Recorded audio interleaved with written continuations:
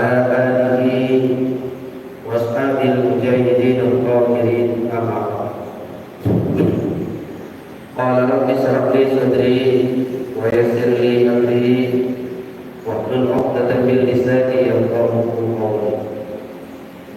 سبحانك لا علم لنا إلا ما علمتنا إنك أنت yang kami hormati Ketua DKM Puan Titi dan Bupati Kabupaten Bahagian.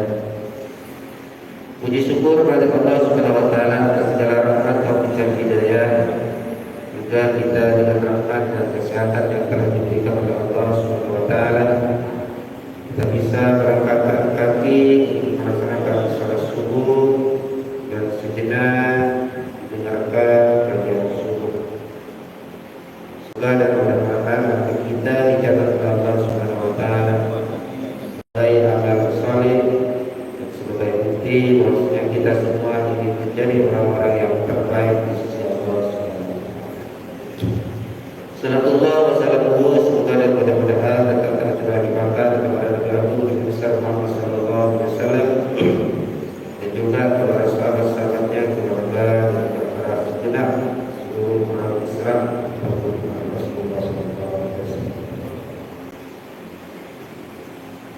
Tadi sebelumnya kita baca surat Al-Fatihah dengan harapan mudah-mudahan kajian pada subuh sekarang ini akan menjadi berkah dan dapat bermanfaat kepada Allah Subhanahu Wa Taala. Asyhadu an la ilaha illallah wa asyhadu anna Muhammadar Rasulullah. Laqad nabiyina wa syafiina wa qurratu a'yunina Muhammadin sallallahu alaihi wasallam qul sallallahu Sulaina musallimu alaihi wa kitab salamatan ma'afiyah ila sajina wa di baitina wa man yutabatina salamatan min afat dunyawati salamatan musallimin wa insi salamatan min hasidin wa mukminin wa zalimin bi baratil Fatihah wa billahi minasy syaithanir rajim. Bismillahirrahmanirrahim. Alhamdulillahi rabbil alamin arrahmanir rahim maliki yaumiddin iyyaka na'budu wa iyyaka nasta'in ihdinas siratal mustaqim siratal ladzina an'amta 'alaihim ghairil maghdubi 'alaihim waladdallin. Baik, kita baca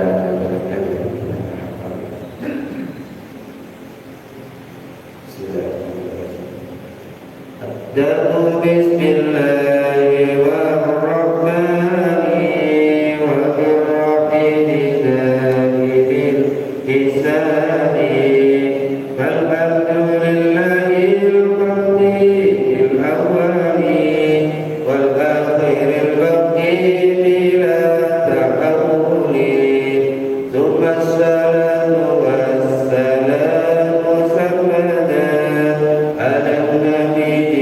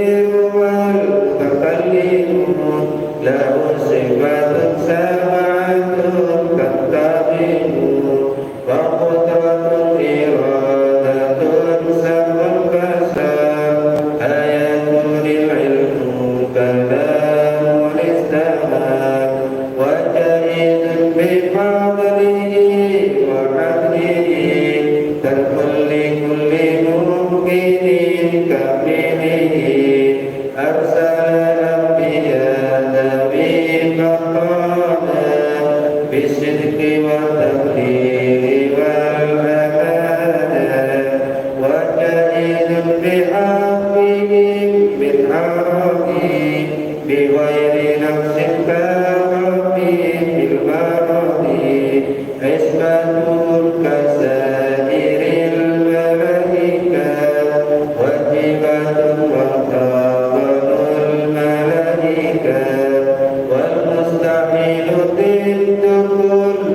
واجبين كفضل خمسنا بحكم واجبين.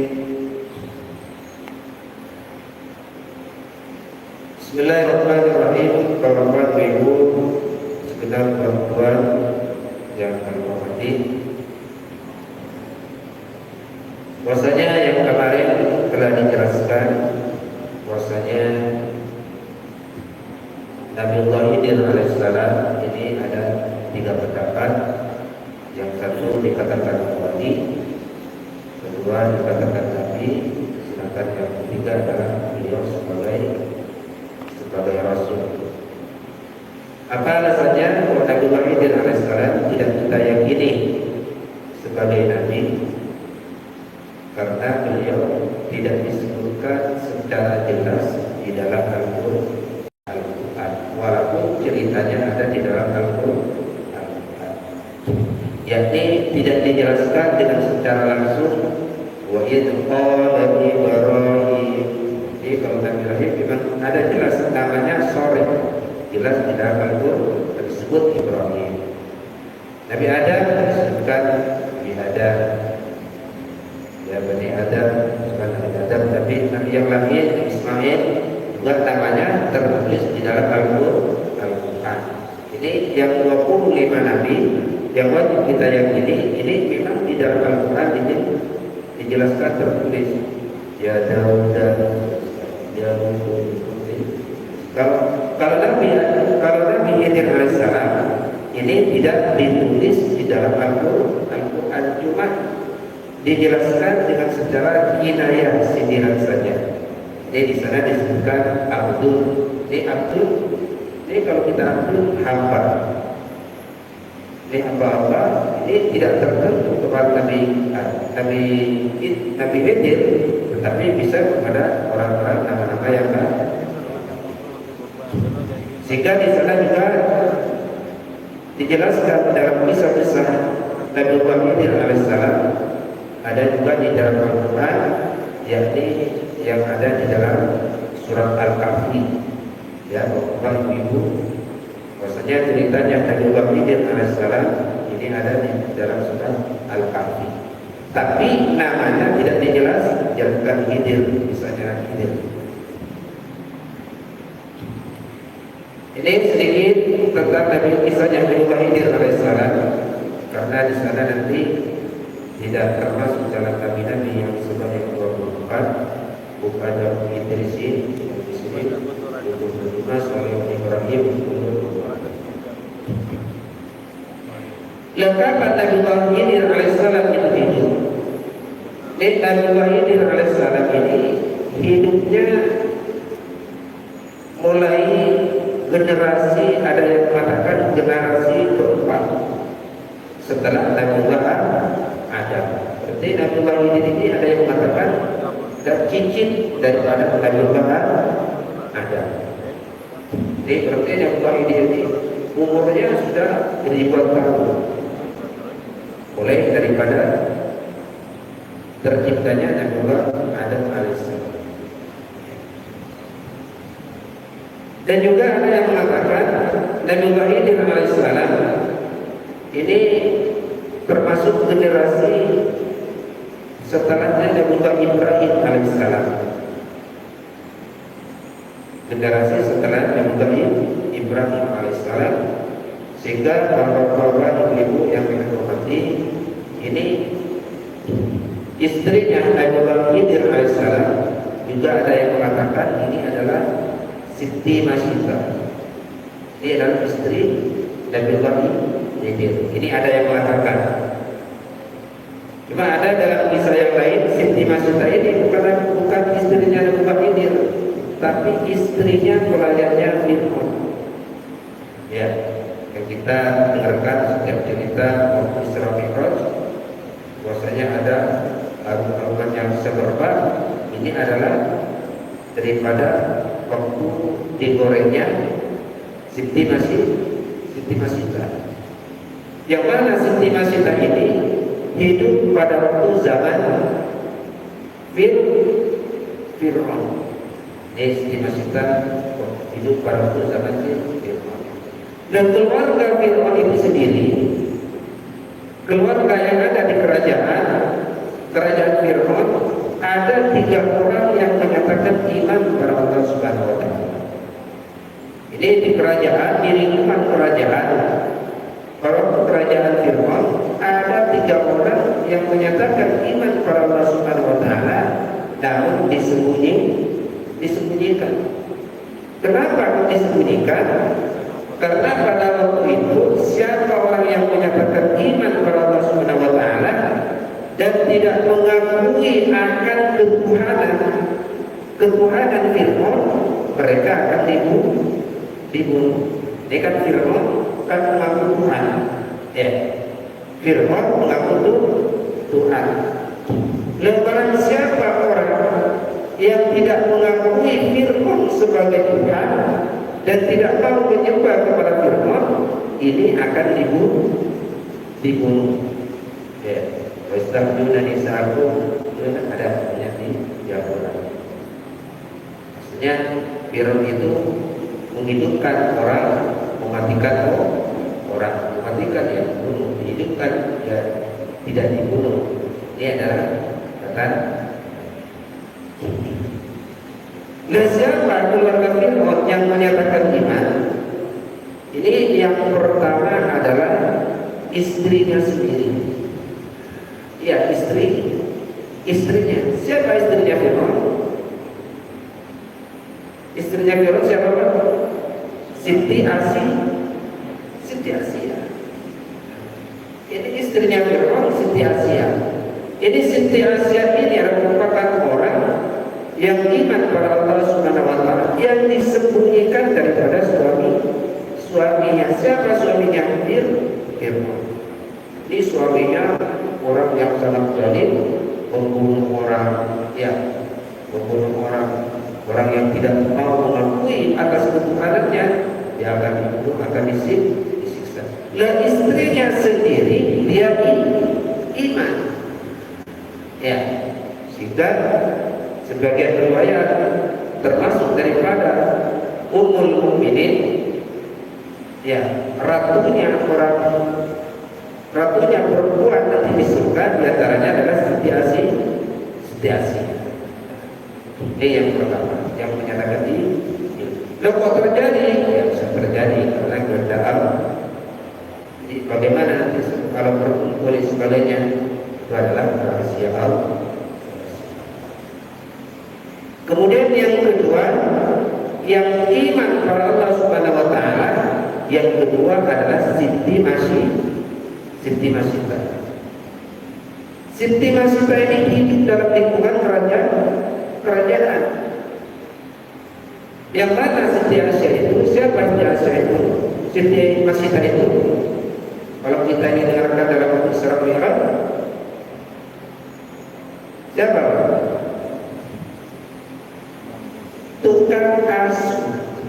Tukang asuhnya anaknya Fir'aun. Tukang babysitter, ya, pengasuhnya. Siti Masita ini adalah pengasuhnya Fir'aun. Tukang sisirnya, tukang mandikan, tukang melayani makanannya. Makanya siapa? Makanan anaknya Fir'aun. Berarti Siti Masita ini hidup dalam lingkungan kerajaan, tetapi dia tidak mengakui ketuhanan Fir'aun, tetapi dia cuma meyakini Allah. Cuma disembunyikan, dia pikir pada Allah SWT diam-diam. Dan kata mereka itu salat, nanti sekarang salatnya diam-diam. Sudah ini, andai kata ada orang sekarang ini ya, kerja di tempat orang kafir, kerja di tempat orang Cina, dan sempat salat, sempat ini dan sebagainya, ini sangat geli. Wong Siti Masita saja hidup di kerajaan, di istana, sempat melaksanakan ibadah zikir, ya, bukan cuma setahun 2 tahun. Ini adalah Siti Masita. Lesiti Masita ini ada sebagian ulama yang mengatakan istrinya Nabiullah Khidir. Tapi ini tidak kuat. Cuma ada yang mengatakan saja. Jika dalam cerita-cerita Isra Mi'raj kan cuma Siti Masitanya saja yang ceritakan ini. Suaminya tidak diceritakan. Ya, dilempakan, digoreng dengan anak-anaknya, istrinya ini, suaminya tidak diceritakan. Kenapa? Karena pertama itu kan khilaf siapa suami sebenarnya Siti Masita ini adalah tidak diketahui. Karena sejarah ini kan sejarah saja. Ya, sejak pastinya ya tidak tahu kenapa karena hidup pada zaman dulu. Jadi sejarahnya Raja Adi punya istri ini. Ini adalah yang kedua. Kemudian yang ketiga orang yang hidup di istana yang iman kepada Allah Subhanahu wa taala di lingkungan kerajaan zalim, di lingkungan kerajaan kafir. Ini adalah yang kedua, yaitu pelayannya Fir'aun, pelayan istana. Siapa pelayan istana ini? Yakni beliau yang menghadirkan bagi Nabi Musa alaihissalam. Ya, kan Nabi Musa alaihissalam waktu lahir karena ada sayembara, barang siapa orang yang lahir laki-laki, katanya Fir'aun harus dibunuh. Dan kemudian ada seorang pelayannya Fir'aun ini yang menyatakan iman. Ini bergaul dengan ibunya Nabi Musa alaihissalam. Mereka itu menghadirkan membuat baginya Nabi Musa alaihissalam sehingga ditemukan oleh keluarga istana ini. Ini orang yang melakukan iman, yang hidup di lingkungan istana. Terus bapak ibu yang kami hormati, yang mana Nabiullah Khidir alaihissalam ini terkenal dengan kealimannya, terkenal dengan kepintarannya, sehingga seakan-akan tidak ada orang yang lebih pintar di dunia ini selain Nabiullah Khidir alaihissalam. Tidak ada orang yang pintar kecuali Nabiullah Khidir. Jadi Allah Subhanahu wa taala yang paling pintar ini adalah diantaranya Nabiullah Khidir. Sehingga orang-orang ini kalau dia itu mempunyai ilmu ada orang anak kiai semuanya tanpa belajar, atau kemudian jika ada seseorang tanpa belajar alim, jadi orang ini sebagainya kan dikatakan ini ilmu laduni. Ini banyak orang-orang yang menceritakan gurunya adalah Nabi Khidir alaihissalam. Dan Nabiullah Khidir alaihissalam ketika itu Nabi Musa alaihissalam ini ada ceritanya di surat Al-Kahfi, ya. Juga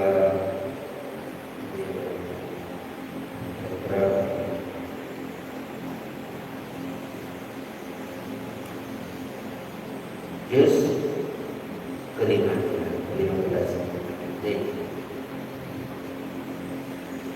Wa idh qala Musa li fitnati وإذ قال موسى لفتاه لا أبرح حتى أبلغ مجمع البحرين أو أمضي حقبا فلما بلغ أجلنا نسيه ثم فاتخذ سبيله في البحر سربا. Kemudian ayat yang ke-65, fawajada abdan min ibadihi, fawajada abdan, ini fawajada abdan, dan Nabi Musa menemukan seorang hamba. Ini tidak ditulis, tidak dinyatakan fawajada Khidir, tidak, tapi menggunakan kata-kata abdan. Ini cerita ini pada waktu itu Nabi Musa alaihissalam, Nabi Musa alaihissalam punya saudara yang namanya Harun. Harun, Musa ini dua saudara. Jadi Nabi Musa alaihissalam mengatakan dia paling pintar. Dia ketika menyampaikan apa saja dia paling pintar. Nabi Musa adalah orang yang mengatakan paling pintar, sehingga ditanyakan oleh seseorang oleh kaumnya, hai Musa, apakah ada daripada manusia yang lebih pintar dari kamu, wahai Musa? Katanya yang dijawab oleh Nabi Musa, tidak ada. Ini adalah saya yang paling pintar di zaman sekarang ini. Nabi Musa yang paling pintar, kemudian saudaranya Nabi Harun alaihissalam, dia adalah orang yang ahli pidato. Ahli pidatonya adalah Nabi Harun. Dan setelah demikian, kemudian ditegur oleh Allah Subhanahu Wa Taala, wahai Musa, kau sekarang berstatus sebagai orang yang sombong. Karena apa? Karena masih ada hambaku yang lebih pintar daripada kamu. Katanya Allah. Dan setelah begitu heran Nabi Musa, siapa yang orang yang lebih pintar dari kamu?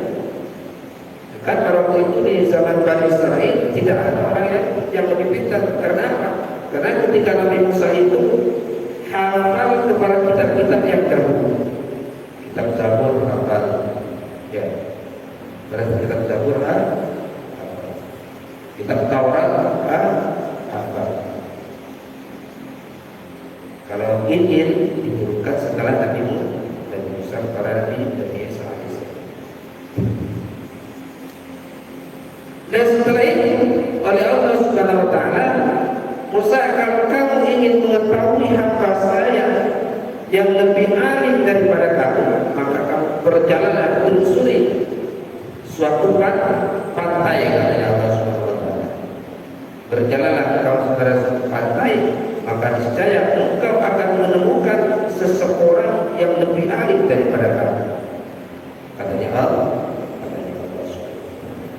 Secara singkatnya cerita, فوجد عبدا من عبادنا آتيناه رحمة من عندنا وعلمناه من لدنا علما. Kemudian setelah Nabi Musa alaihissalam menelusuri suatu pantai, maka menemukan seseorang yang ibadi daripada hamba Allah Subhanahu Wa Taala, atainahu rahmatan min indina, yang mempunyai yang sangat luas sekali. Wa 'allamnahu min ladunna ilma, dan hamba itu bisa mengajarkan kepada Nabi Musa alaihissalam. Qala lahu Musa lattabi'uka allimani mimma 'allimta rushda. Kemudian setelah Nabi Musa itu menyerukan seorang hamba, jangan suka berkata kepadanya, hai sahabat, ada kata bahasa sekarang, coba ajarkanlah suatu ilmu yang belum aku ketahui. Katanya Nabi Musa mengatakan kepada Nabi Wahid ini. Dan dijawab oleh Nabi Wahid alaihissalam, Allah innaka lan tastati'a ma'iya sabara. Dijawab oleh Nabi Wahid, hai Musa, kau tidak akan sanggup untuk ikut kepada saya. Kau tidak akan sanggup untuk diberikan ilmu yang aku ketahui. Katanya Nabi Wahid. Kemudian dijawab oleh Nabi Musa lagi, wa kaifa asbiru ala ma lam tu'ti khubra. Hai Nabi Wahid, bagaimana aku tidak akan sabar? Bagaimana aku tidak sabar untuk mengikuti kamu, untuk menerima ilmu-ilmu yang akan kamu berikan? Qala satajiduni insyaallah sabiran wa la a'sulaka amra. Nabi Wahid, saya ingin berguru kepada kamu, dan insyaallah aku akan sabar mengikuti kamu, mematuhi kamu, dan juga tidak akan bermaksiat kepada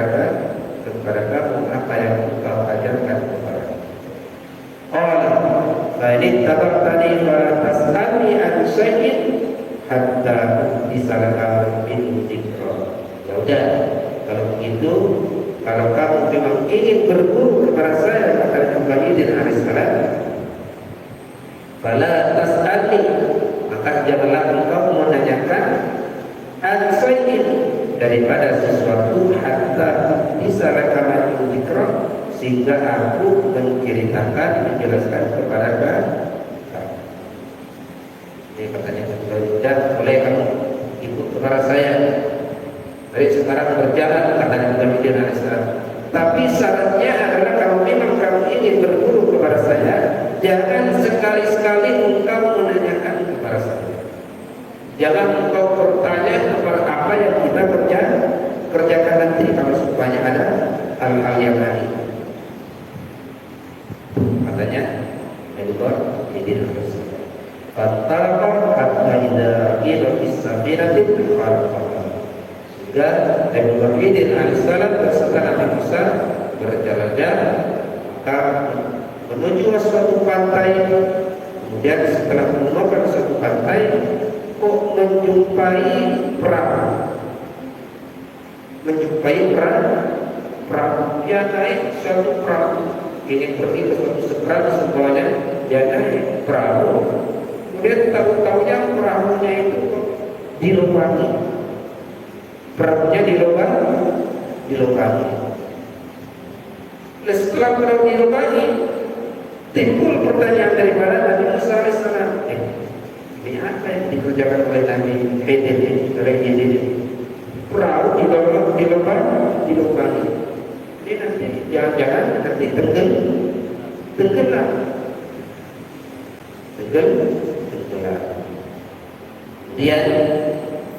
Dia menanyakan, qala afaraqtaha liturika la akan kita syai'in aidin. Apakah engkau akan mentenggelamkan penumpang yang ada di perahu ini, aidin, sehingga engkau menjebol, sehingga engkau melubangi perahu ini? Dia dijawab oleh Nabi Idris alaihissalam, qala alam aqul innaka lan tastati'a ma'iya sabra. Musa, aku kan tadi sudah bilang kepada kamu bahwasanya kamu tidak akan kuat mengikuti perjalanan itu. Buktinya kamu ini sekarang menanyakan hal yang aku kerjakan. Kemudian dijawab lagi oleh Nabi Musa alaihissalam, qala la tu'akhidni bima nasitu wa la tu'akhidni min amri Musa. Ya, kemudian minta maaf. Ya, baik Nabi Idris, dan maafkanlah saya tadi lupa akan peringatan yang kamu janji yang kita laksanakan waktu awal. Fatalaqah hatta idza laqiya ghulaman faqala. Kemudian setelah dia menumpangi perahu, turun dari perahu, kok tahu-tahunya setelah turun dari perahu, berjalan di suatu desa, berjalan di suatu pelosok, kok menemukan anak kecil.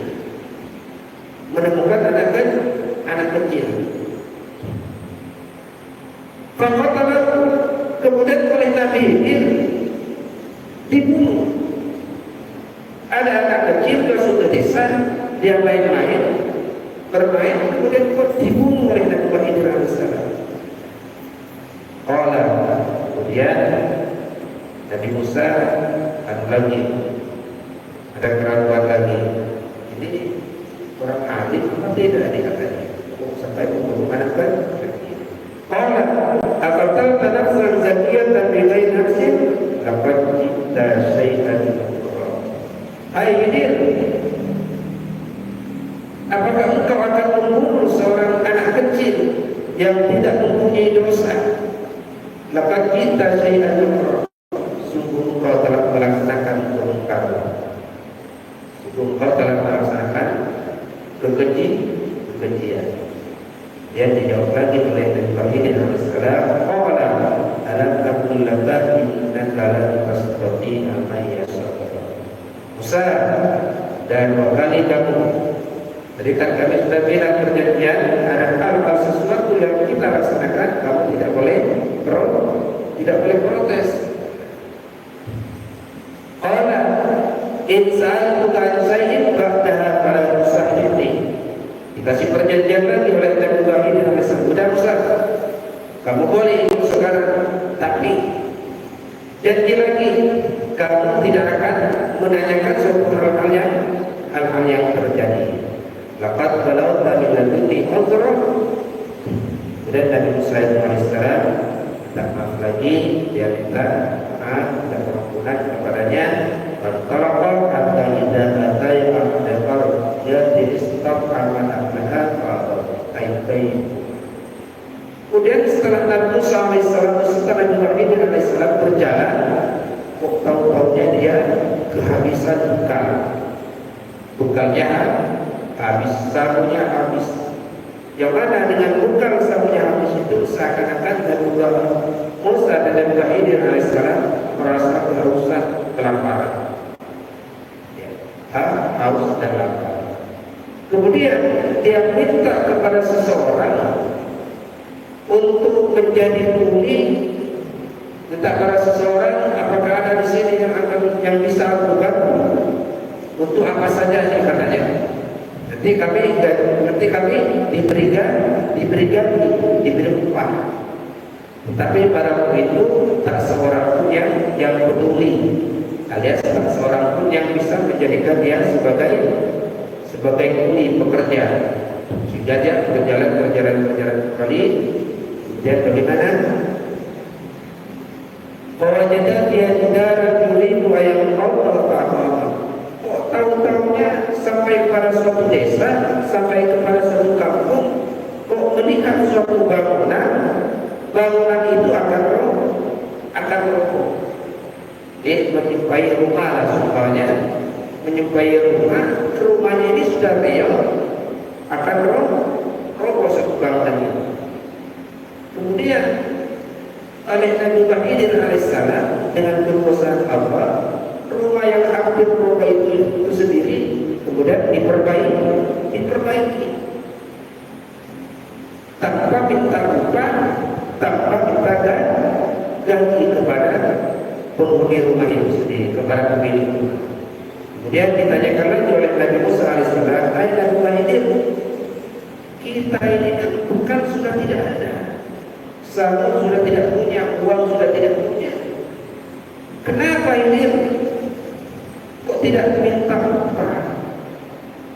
Ada kata rumah ini kita ini ya nego lah semuanya, yang bilang kepada rumahnya nanti kita perbaiki, tapi minta gaji, minta upah. Kan mendingan nanti upahnya buat beli bekal, katanya Nabi Musa alaihissalam.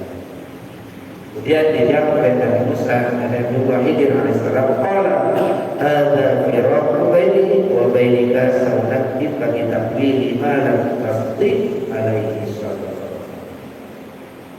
Musa, sekarang sudah 3 kali yang merupakan batas perjanjian kita dan merupakan akhir daripada persahabatan kita, maka demikian kamu tidak boleh lagi untuk belajar kepada saya.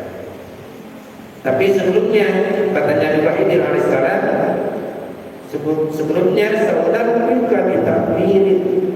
Tapi sebelum kita berpisah, kami akan menjelaskan terlebih dahulu kepada kamu apa sebab aku membunuh anak kecil, apa sebab aku menjebol melubangi perang. Dan dijelaskan oleh Nabi Ibrahim alaihissalam, Musa, tadi yang perahu yang aku jebol, yang aku lubangi, ini di sana Musa, di ujung pulau sana ada orang zalim. Ada orang zalim Musa, ada orang zalim yang selalu mengambil perahu-perahunya orang yang dalam keadaan bagus. Jadi ada yang kata ada perahu yang bagus, ini nanti akan diambil oleh bajak laut, oleh istilahnya ya, oleh perampok. Kemudian saya lubangi Nabi Musa, saya lubangi agar supaya perahu ini dikatakan jelek. Jadi kalau sudah berlubang, ini orang yang akan mencurikan berpikir ini sudah tidak layak pakai. ini sudah tidak bisa dipakai. Sehingga perahu tadi tidak dirampung, tidak dicuri. Kemudian tadi yang anak kecil, kata Nabi Ibrahim alaihissalam, dijelaskan Musa, anak kecil ini saya bunuh. Karena apa? Karena nanti andai kata dia hidup sampai dewasa, maka anak ini akan menjadi orang yang durhaka, akan menjadi orang yang menyebabkan kekafiran daripada ayah ibunya. Yang mana ayah ibunya ini adalah seorang soleh. Jika sebelum dia menjadikan orang itu menjadikan kafir kepada ibunya, maka terlebih dahulu kami ibu. Kemudian tadi yang suatu bangunan dijawab oleh Nabi Musa oleh Nabi Ibrahim alaihissalam. Kedua besar. Jadi bangunan ini, andai kata kita ini tidak perbaiki, maka niscaya nanti akan roboh. Kalau roboh, nanti ketahuan yang mana di bawah bangunan itu ada harta daripada peninggalan orang tua, yang mana orang tua itu menyimpan harta agar bisa digunakan oleh anaknya, yang mana anaknya barangkali itu masih kecil, tidak tahu, sehingga nanti ini kalau semuanya dibongkar oleh orang-orang, nanti ini akan diambil oleh orang kampung. Maka demikian kami perbaiki sehingga tidak ada orang yang tahu yang tahu. Itu para bapak ibu dan tuan yang berbahagia, kisah sedikit daripada ceritanya Nabi Ibrahim alaihissalam, yang mana beliau sampai sekarang masih hidup. Tadi yang terdapat yang mengatakan bahwasanya di Masita ini dikatakan istrinya Nabi Ibrahim alaihissalam, ini adalah pendapat yang lemah. Kenapa? Karena Siti Masita pada waktu digoreng ini suaminya sudah meninggal terlebih dahulu dan anaknya sudah menjadi anak yatim, katanya ulama. Berarti kalau anaknya Siti Masita menjadi anak yatim, berarti orang tuanya sudah meninggal. Padahal Nabi Ibrahim alaihissalam masih hidup. Ini bapak ibu mungkin ada yang ingin ditanyakan tentang sejarah Nabi Ibrahim alaihissalam beserta Nabi Musa. Ya, mungkin itu tanya.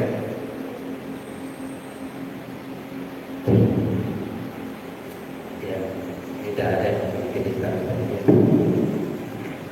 Bismillahirrahmanirrahim. Assalamualaikum warahmatullahi wabarakatuh.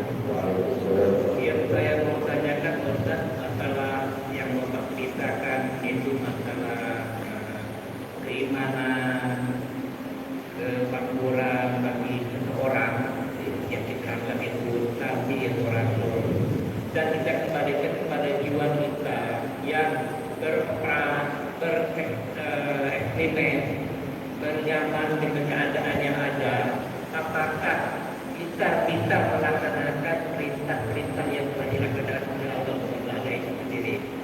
Dan kenapa kita harus banyak melanggar, melingkari atau mendustakan mendustakan apa yang diperintahkan oleh Allah Subhanahu untuk kita berbuat sesuatu yang sifatnya tidak berguna bagi kita sendiri. Supaya itu jawabkan. Semoga apa yang kita sampaikan dan saya sampaikan dapat bermanfaat bagi diri saya sendiri. Terima kasih. Assalamualaikum warahmatullahi wabarakatuh. Dan yang lain.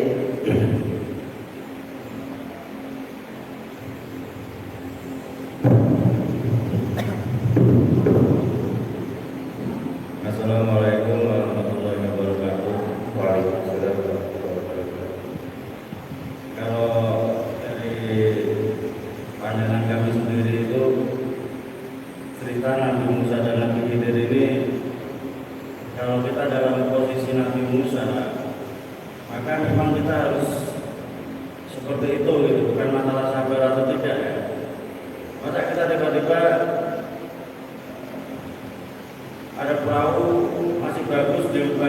manusia berarti kan gimana rasa tanggung jawab kita atau rasa kemanusiaan kita. Jadi kalau dalam cerita ini itu kita harus mengambil hikmah bahwa Nabi Musa itu memandang masalah itu masih dalam segi syariat. Kalau Nabi Khidir itu dalam segi hakikat. Maka dalam ilmu yang pernah kami terima bahwa syariat tanpa hakikat itu palsu. Artinya misalkan kita sholat tapi kita tidak memaknai, tidak menjiwai apa yang kita lakukan dalam sholat, seolah-olah sholatnya itu hampa. Tetapi ketika bicara hakikat tanpa syariat, maka dia batal gitu. Misalkan ada orang, kenapa kau nggak sholat gitu? Dia bilang, aku kan yang penting ingat Allah gitu kan, sholat kan untuk Allah, sementara aku ingat Allah gitu. Jadi kalau dalam cerita ini maka menurut kami dalam segi syariat itu ya Nabi Musa memang harus bertanya gitu, harus bertanya. Karena kan Nabi itu dari segi hakikat. Kalau kita malah nggak bertanya, kalau Nabi Musa itu malah nggak bertanya, maka kealimannya itu diragukan juga. Karena kalau kita sebagai orang awam ya ada kejadian seperti itu kok kita diam aja, itu kan diceritakan setelahnya bahwa baru dikasih tahu. Artinya kan berarti ada ilmu yang memang bisa di apa ya, dari dua sisi gitu, satu sisi syariat, satu sisi hakikat. Mungkin itu mungkin Ustaz bisa menjelaskan hikmahnya lebih jauh lagi dalam kehidupan kita. Terima kasih. Assalamualaikum warahmatullahi wabarakatuh. Waalaikumsalam warahmatullahi wabarakatuh. Ya memang begitu Bapak Ibu yang kami hormati. Ini bahwasanya kedua Nabi itu, Nabi Musa dan Ibrahim alaihissalam, ini memang selalu bertolak belakang. Kalau Nabi Musa ini terkenal dengan syariatnya, kalau Nabi Ibrahim dengan akibatnya. Sehingga dalam sejarah ini dipadukan oleh Imam Syafi'i dan juga Imam Malik di dalam satu kata, man tafaqqaha wa lam tasawwafa, barang siapa orang yang alim masalah ilmu fikih, ilmu syariat, ilmu fikih dan syariat, wa lam tasawwafa, dan tidak mengetahui kepada ilmu tasawuf, ilmu hakikat, katanya fakat tafassaqa, maka dia akan menjadi orang fasik. Orang yang selalu mengedepankan ilmu fikih dan menomorduakan ilmu syariat, ilmu hakikat, ini akan menjadi orang fasik. Kenapa? Karena ilmu fikih itu sendiri adalah nahnu bizawahir. Ilmu fikih ini adalah zahir. Kalau sudah zahirnya begini, ya begini menurut syariat. Kalau begitu, ya sudah. Kalau kita pandangnya secara syariat haram, ya haram. Ini katanya ilmu syariat. Tetapi kalau tasawuf, ini meninjau kepada hati, kepada hati dan tujuan. Ini adalah tasawuf. Ini tasawuf ini adalah ilmu yang membahas tentang masalah hati dan tujuan. Jadi kalau hatinya bagus kepada Allah, ya sudah, itu boleh. Dan juga tujuannya apa? Tujuannya demi kebaikan, maka katanya ilmu tasawuf boleh. Sehingga kalau kita ini cuma mementingkan ilmu fikih saja, contohnya kalau kita ilmu fikih dalam ilmu fikih, orang kencing di jalanan boleh, kencing di jalanan boleh, atau kencing di depan masjid. Kalau kita tanyakan tentang masalah ilmu fikihnya, bagaimana harus kencing di depan masjid, bagaimana kencing di masjid, tapi disucikan, ini jawabannya boleh, ilmu fikih. Tetapi secara tasawuf ini adalah juga mencakup kepada ilmu akhlak, maka akan dijawab tidak boleh. Kenapa? Karena nanti mengotori, akan mengganggu ya akan mengganggu. Kalau ilmu fikih ini mengganggu, ini pembahasannya nanti di nomor 2 kan. Ini kencing di masjid, kencing di depan masjid, katanya ilmu fikih ya boleh saja. Tetapi orang yang mementingkan ilmu fikih akan menjadi ahli fasik. Ahli fasik, siapa ahli fasik ini? Orang yang selalu berbuat dosa kecil. Ya boleh fasik, ya memang boleh, tapi akan menjadi fasik. Makan, berjalan, hukum fikih ya boleh. Kan berjalan, minum, berdiri boleh. Tapi perbuatan itu akan menjadi fasik. Yes. Maka nanti kalau ilmu akhlaknya bagaimana? Tidak boleh. Kalau ada orang menanyakan, bagaimana hukumnya orang makan berdiri? Maka jawabannya tidak boleh. Tetapi tidak bolehnya itu secara akhlak. Dan juga sebaliknya, man tasawwafa, barang siapa orang yang mendalam ilmu tasawuf, walam tafaqqaha, dan tidak mengerti ilmu fikih, faqad tazakka, maka dia akan menjadi kafir sidik. Siapa kafir sidik itu? Ialah orang yang akan keluar daripada Islam tanpa terasa. Itu orang yang murtad tapi tanpa rasakan. Ya dia sudah murtad, tetapi dia tak terasa. Contohnya bagaimana? Orang yang selalu mengedepankan ilmu tasawuf, ilmu hakikatnya. Bagaimana? Ya seperti tadi, apa kita tujuannya untuk melaksanakan salat? Aqimi salat tadi kerjakanlah salat untuk mengingat Allah. Ini kan tujuannya salat untuk mengingat Allah. Berarti kalau sudah ingat Allah, tidak usah salat. Ini sekarang sudah ingat Allah, berarti tidak usah salat. Berarti ini adalah secara kalau orang itu mendalamkan ilmu tasawuf saja, maka kita sudah ingat Allah, tidak usah salat. Maka dia akan menjadi kafir sidik. Apa kafir sidik itu? Dia akan keluar daripada agama Islam dengan tanpa terasa. Yang mana dengan perkataan tadi tidak usah sholat, ini kita akan menjadi orang kafir, tapi tidak terasa. Dan juga ini Bapak Ibu yang kami hormati, cerita ini juga menunjukkan bahwasanya Nabi Khidir alaihissalam, dia mempunyai syariat sendiri, mempunyai hakikat sendiri. Sehingga bagaimana perbuatan beliau ini memang sudah perintah daripada Allah. Tetapi katanya ulama fikih, ya, apa saja yang kita peroleh dari mimpi, dari ilham, ya, bagi kita selain Nabi, ya, barang siapa yang memperoleh keputusan dari mimpi, dari ilham, dari perenungan, maka dia tidak diperbolehkan dikerjakan menurut syariat. Contohnya bagaimana? Kita ini semuanya berenung ini semuanya berenung, kemudian datang suatu ilham, yang bisikan, kamu curi itu anaknya, kamu curi itu katanya itu. Ini bisikan yang semacam ini tidak diperbolehkan dikerjakan. Tidak boleh dikerjakan. Atau secara ilham ada mimpi semuanya. Kalau terjadi kepada kita ini tidak boleh mengikuti. Kenapa? Karena syariat itu harus melewati kepada jalur-jalur hukum, yang mana ilham, mimpi, dan juga renungan ini nanti akan terjadi kepada ilmu tasawuf. Ya. Jadi Bapak Ibu yang kami hormati, jadi kalau kita memang ingin mendalam suatu ilmu, maka ilmu itu ada 3, yaitu ilmu syariat yang mencakup pada ilmu fikihnya, fikih sehari-hari perbuatan kita, melaksanakan sholat ini adalah syariat, hukumnya ini puasa seperti itu.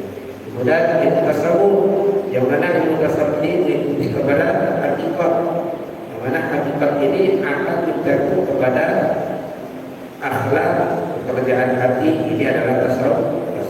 Kemudian yang ketiga adalah thariqat, yang mana thariqat ini adalah untuk jalan untuk menuju Allah. Yang penting bagaimana caranya kita dekat kepada Allah, itu adalah thariqat, tanpa melewati kepada syariat, melewati kepada akibat. Itu mungkin yang dapat kami jelaskan. Jadi maksud kami kan dari cerita tadi itu apa yang bisa kita tarik ya maksudnya ada ilmu di situ yang sama-sama dibeli oleh dua nabi tersebut. Kemudian kalau yang disampaikan Ustaz tadi, saya kalau tidak ilmu itu, kalau saya sendiri kok kurang ini ya, kurang sependapat ya. Karena kalau dari hadis Umar itu kan Arba'in Nawawih kedua itu kan begitu suatu ketika Rasulullah kan duduk-duduk ya, duduk ada datang seorang laki-laki sebuah putih, kemudian dia tanya, mal imanu, apa itu iman? Mal islamu, apa itu Islam? Mal ihsanu, apa itu ihsan? Maka kalau dalam pendapat saya pribadi itu ilmu yang wajib kita pelajari itu ada tiga. Mal imanu, apa itu iman? Maka ilmu itu namanya ilmu tauhid. Kemudian seperti yang kita pelajari sekarang ini ya.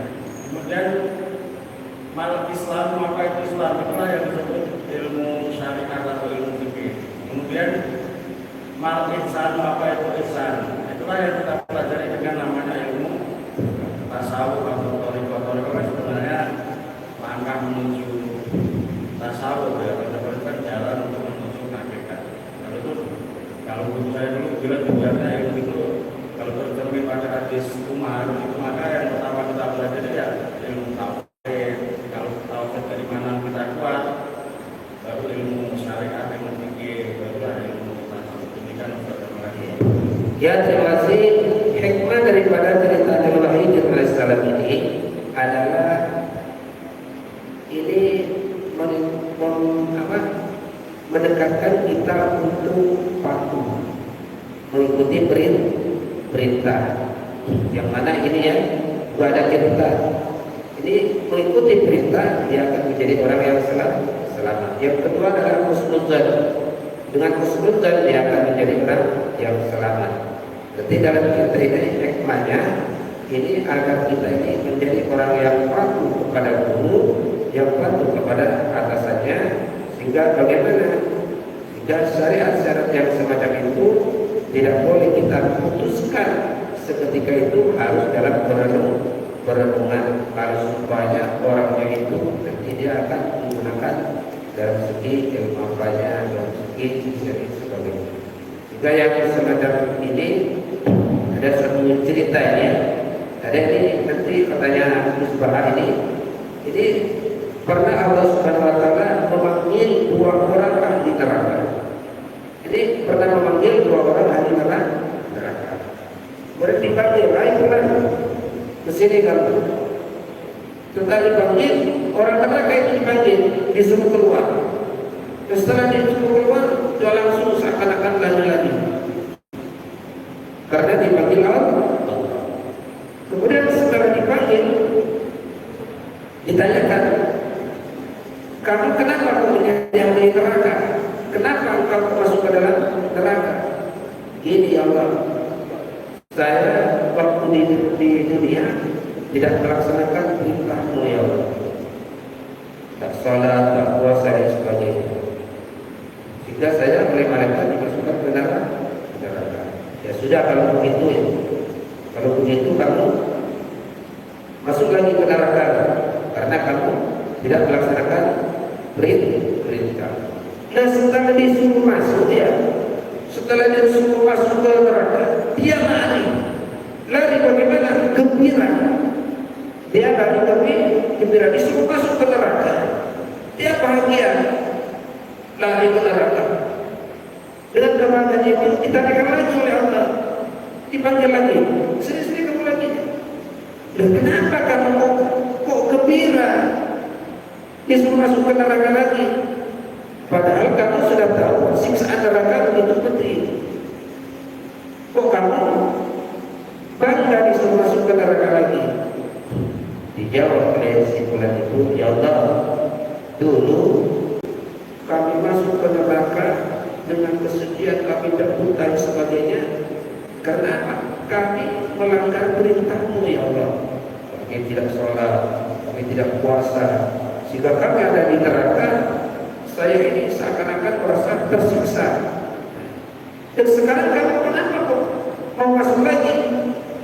Saya mau masuk lagi ya Allah. Saya senang karena mengikuti perintahmu.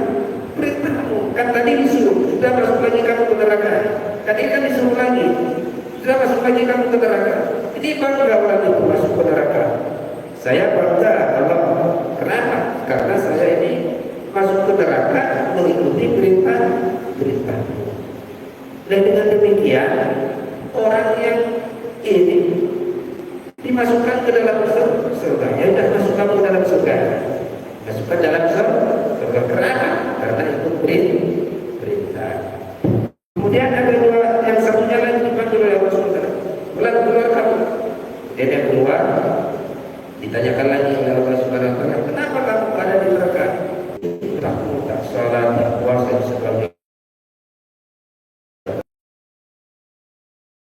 Kemudian bagaimana di neraka? Ya udah kalau begitu bangga. Kemudian dia setelah apa itu? Setelah itu dia disuruh masuk lagi ke neraka. Ya udah kalau begitu kamu masuk lagi kamu ke neraka. Kemudian dia ingin dimasukkan ke neraka, dia jalannya pelan-pelan. Jalannya pelan-pelan. Bukan seperti yang pertama tadi. Kalau yang pertama dia bangga ingin masuk ke neraka lagi. Tapi yang kedua ini pelan-pelan, seakan-akan tidak mau. Kemudian ditanya kepada Allah Subhanahu Wa Taala, "Hai fulan, kenapa engkau kok tidak cepat-cepat masuk ke neraka?" Bukan ya Allah, kirain kami tadi disuruh keluar dari neraka. Saya ini mempunyai keyakinan sudah pada ya Allah saya akan dimasukkan ke dalam surga. Katanya pulang ini, oh begitu ya? Iya ya Allah. Ya udah ke dalam surga. Yang satu karena itu perintah. Yang kedua karena husnul dan mempunyai prasangka baik. Sehingga katanya Allah SWT, ana indozan biha abdini. Saya mengikuti prasangka seseorang. Nah, ini mungkin Bapak Ibu yang berbahagia di jawaban yang Bapak ini maaf ya, sudah siap. Jadi antara syariat dan hakikat, jadi Bapak Ibu ini keduanya memang sangat bertolak belakang, tetapi kedua-duanya harus kita miliki sehingga dengan sesuai dengan ceritanya hadis Umar bin Khattab radhiyallahu anhu menanyakan ketika ada malaikat yang menanyakan hadis Islam, hadis iman, hadis sebagainya. Ya, mudah-mudahan ya ini saja. Tidak ada masalah. Tasawuf ini sangat banyak sekali. Pokoknya kalau tasawuf itu Bapak Ibu, pokoknya ini adalah perbuatan hati. Kalau hatinya bagus, ya udah itu bagus. Ya. Tapi seperti tadi kalau kita ini punya renungan, pemikiran, ya mimpi sebagainya, ini tidak boleh kita ikuti mimpi semuanya. Harus begini. Ini kita ini tidak boleh ikut kecuali mimpinya para nabi. Ya, seperti membunuh anaknya sebagainya. Di apalagi itu ada orang-orang yang mengaku nabi kan karena dia mimpi. Waktu mereka ya dan karena mimpi dan sebagainya. Ya, bunuh kepada anaknya karena mimpi, karena bisikan, sehingga katakan akan terjadi yang seperti ini. Ini Bapak Ibu yang berbahagia, mudah-mudahan berikan ilmu yang bermanfaat. Insyaallah jawaban Bapak ya yang akan datang Pak ya. Ya, karena waktunya Pak. Dari doa yang sebesar-besarnya dari kita dulu dengan surat Al-Fatihah dengan harapan mudah-mudahan pembicaraan kita ini kita wakili dari Allah Subhanahu Wa Taala. Amin amin ya rabbal alamin. Al-Fatihah. Bismillahirrahmanirrahim. صراط المستقيم صراط الذين أنعمت عليهم